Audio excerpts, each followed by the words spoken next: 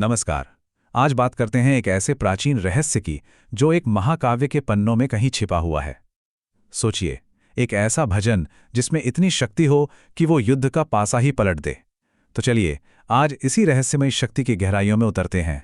जरा सोचिए, एक ऐसा युद्ध जहां हार लगभग तय लग रही हो और ठीक उसी पल कुछ शक्तिशाली मंत्र असंभव को संभव कर दिखाते हैं। ये कोई कोरी कल्पना नहीं है, ये आदित्य हृदय स्तोत्र की शक्ति का सबूत है। तो आखिर क्या है इस भजन में ऐसा खास? ये कौन सी ऐसी कॉस्मिक एनर्जी को जगाता है जो एक थके हारे योद्धा को भी अजेय बना सकती है? आज इसी सवाल का जवाब ढूंढेंगे। अच्छा, इस शक्तिशाली भजन का जन्म किसी शांत आश्रम में नहीं हुआ, बल्कि एक भयंकर युद्ध के मैदान में हुआ था।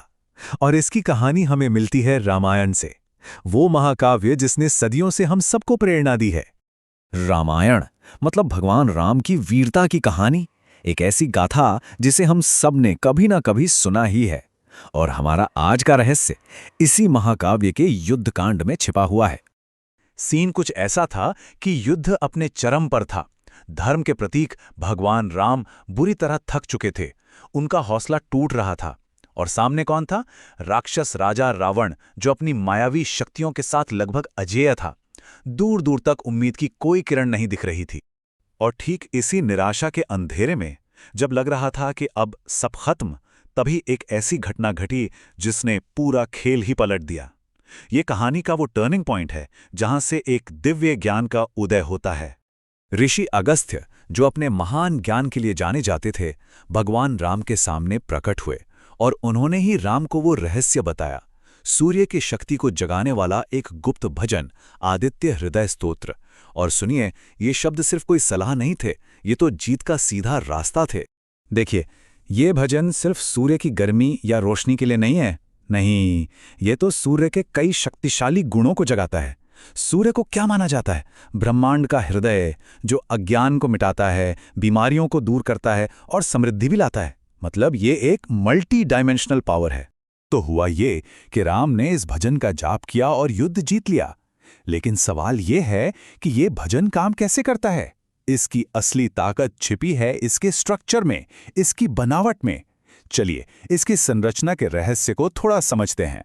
इस स्तोत्र को 3 हिस्सों में बांटा जा सकता है। सबसे पहले सूर्य की महिमा का बखान है, फिर बीच के श्लोकों में उसके अनगिनत नामों और रूपों को पुकारा जाता है जिससे उसकी एनर्जी एक्टिवेट होती है, और आखिर में ये जाप करने वाले को सुरक्षा और सफलता का एक तरह से वचन देता है। कितना क्लियर और पावरफुल स्ट्रक्चर है ना? पर बात सिर्फ बाहरी दुश्मनों से लड़ने की नहीं है, इसका एक गहरा मतलब भी है।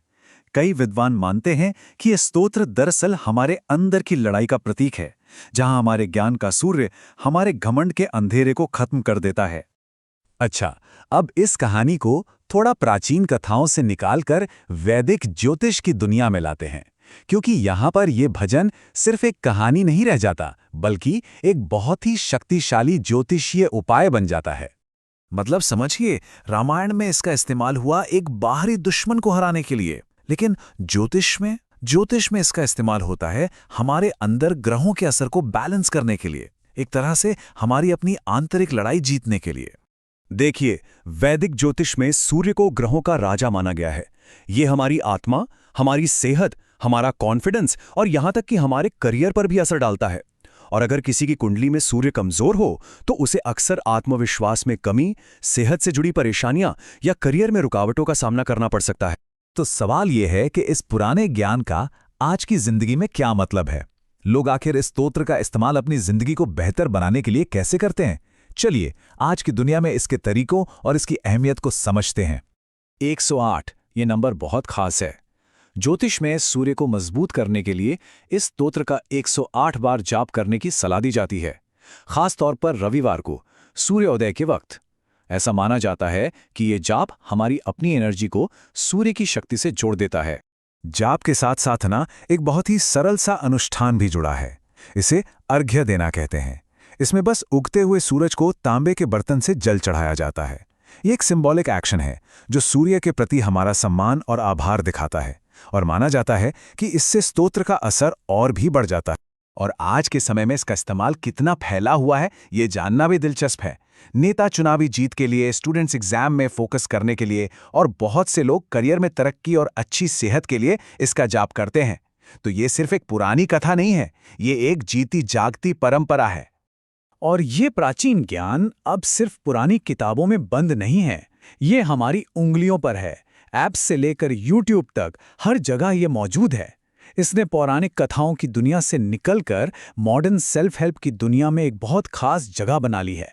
तो युद्ध के मैदान से लेकर हमारी जन्म कुंडली तक ये स्तोत्र हमें बस एक ही बात याद दिलाता है कि हमारे अंदर की शक्ति किसी भी अंधेरे को दूर कर सकती है। अब सवाल ये है कि इस प्राचीन ज्ञान से हम आज अपने अंदर की कौन सी शक्ति को जगाने के लिए तैयार हैं।